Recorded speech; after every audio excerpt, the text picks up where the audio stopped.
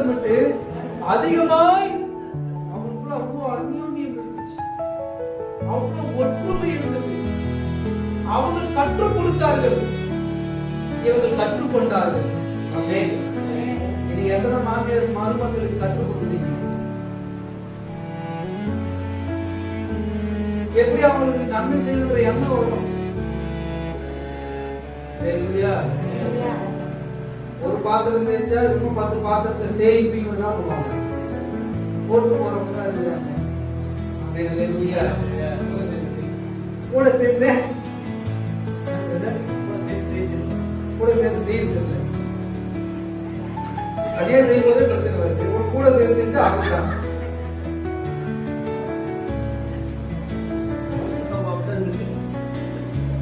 அவர்களுக்குள்ள ஒரு ஒன்னஸ், அவர்களுக்குள்ள ஒரு ஒற்றுமை, ஒரு ஐக்கியம், ஒருவருக்கு ஒருவர் அவர் நன்மை செய்ய வேண்டும் என்கிற அந்த எண்ணம். அதனாலதான் சொல்றாங்க, மரித்தவர்களுக்கு நன்மை செஞ்சீங்க, எனக்கு நீங்க நன்மை செஞ்சீங்க, இந்த விஷயத்துல எனக்கு தயவு செய்து என்ன பண்ணுறீங்க, நன்மை செய்ய கடவீர்கள், தயவு பாராட்டுங்க, போயிடுங்க. அப்போ கத்துருங்க.